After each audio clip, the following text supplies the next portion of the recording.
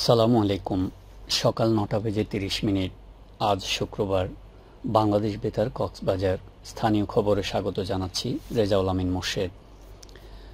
কক্সবাজারে অস্বাস্থ্যকর পরিবেশে খাবার তৈরি ও সংরক্ষণের অভিযোগের ভিত্তিতে মোবাইল কোর্ট পরিচালনা করেছে জেলা প্রশাসন। গতকাল কলাতলী ডলফিন চত্বর এলাকার ২টি রেস্তোরাঁয় এই মোবাইল কোর্ট পরিচালনা করা হয়। এতে নেতৃত্ব দেন জেলা প্রশাসনের সহকারী কমিশনার ও এক্সিকিউটিভ ম্যাজিস্ট্রেট নাফিস ইন্তেসার নাফি। অভিযানকালে অস্বাস্থ্যকর পরিবেশে খাবার তৈরি, কাঁচা ও রান্না করা খাবার ফ্রিজে একসাথে রাখা, নিবন্ধন ও লাইসেন্স না থাকা সহ বিভিন্ন অপরাধে ভোক্তা অধিকার সংরক্ষণ আইন এবং বাংলাদেশ হোটেল রেস্তোরাঁ আইনের বিভিন্ন ধারায় ২টি প্রতিষ্ঠানকে মোট ২২,০০০ টাকা জরিমানা করা হয়। এ সময় প্রসিকিউশন অফিসার জওহরলাল পালসহ আনসার বাহিনীর সদস্যরা উপস্থিত ছিলেন। কক্সবাজারে ক্লাইমেট চেঞ্জ অ্যাডাপ্টেশন শীর্ষক কর্মশালা অনুষ্ঠিত হয়েছে। গতকাল রামুর চেন্দাই হোপ মিডওয়াইফারি ইনস্টিটিউট প্রাঙ্গণে ইন্টারন্যাশনাল কনফেডারেশন অব মিডওয়াইফস ICM এবং বাংলাদেশ মিডওয়াইফারি সোসাইটি BMS এর যৌথ আয়োজনে এই কর্মশালা অনুষ্ঠিত হয়েছে।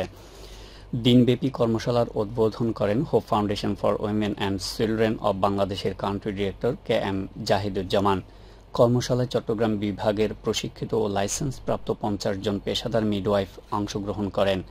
বাংলাদেশ মিডওয়াইফারি সোসাইটির প্রেসিডেন্ট আসমা খাতুনের সভাপতিত্বে এ সময় বাংলাদেশ মিডওয়াইফারি সোসাইটির প্রজেক্ট ম্যানেজার, হোপ মিডওয়াইফারি ইনস্টিটিউটের ভাইস প্রিন্সিপাল সহ সংশ্লিষ্টরা উপস্থিত ছিলেন। পেকুয়ায় মোটরসাইকেল ও ডাম্পার গাড়ির মুখোমুখি সংঘর্ষে এক মোটরসাইকেল আরোহী নিহত হয়েছে। গতকাল রাত ৯টার দিকে উপজেলার সদর ইউনিয়নের হরিণাফাঁড়ি এলাকায় এই দুর্ঘটনা ঘটে। এতে মোহাম্মদ হুসাইন নামে গুরুতর আহত আরও একজনকে চট্টগ্রাম মেডিকেল কলেজ হাসপাতালে প্রেরণ করা হয়েছে।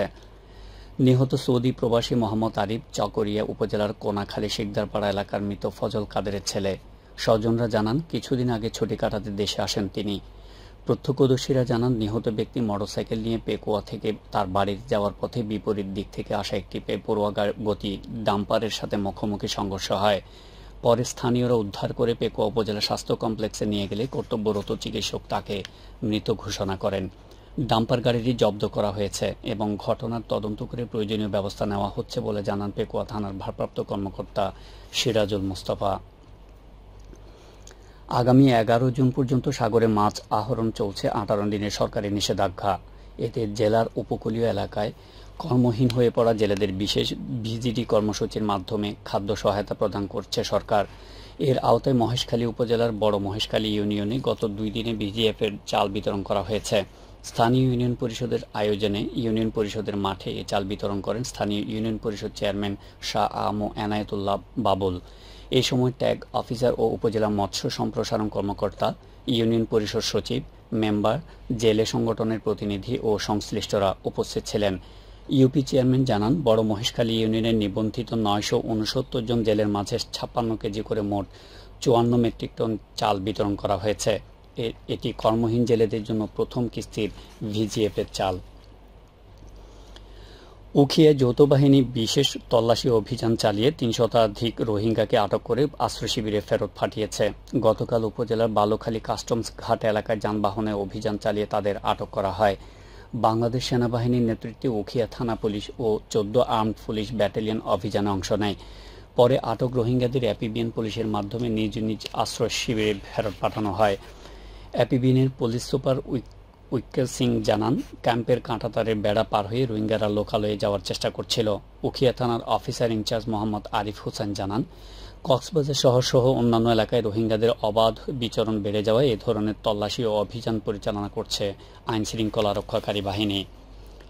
রামু উপজেলার খুনিয়াপালংয়ে নাগরিক সাংবাদিকতা বিষয়ক ৪ দিনব্যাপী প্রশিক্ষণ কর্মশালা গতকাল শেষ হয়েছে। DSK KNH BMZ প্রকল্পের উদ্যোগে আয়োজিত এই প্রশিক্ষণে ৩৩ জন যুব নারী পুরুষ অংশ নেয়। প্রকল্পের টেকনিক্যাল ম্যানেজার মোহাম্মদ শফিকুল ইসলামের সভাপতিত্বে এতে নাগরিক সাংবাদিকতার গুরুত্ব, মানবাধিকার, সম্প্রদায় সংবেদনশীলতা, মত প্রকাশের স্বাধীনতা, তথ্যের গোপনীয়তা ও নিরাপত্তা বিষয়ে অংশগ্রহণকারীদের ধারণা দেওয়া হয়। প্রকল্পের টেকনিক্যাল ম্যানেজার জানান, যুব সমাজকে সামাজিক পরিবর্তনের অগ্রদূত হিসেবে গড়ে তুলতে এই প্রশিক্ষণ সহায়ক হবে। এখন জানিয়ে দিচ্ছি বাঁকখালী নদীর মোহনা ও সংলগ্ন এলাকার সামুদ্রিক জোয়ার ভাটার সময়সূচি। আজ ভাটা শুরু হয়েছে সকাল ৭টা ২৪ মিনিটে, চলবে দুপুর ১টা ৩৬ মিনিট পর্যন্ত। খবর শেষ হলো। আমাদের পরবর্তী খবর প্রচারিত হবে বেলা ২টা ৩০ মিনিটে।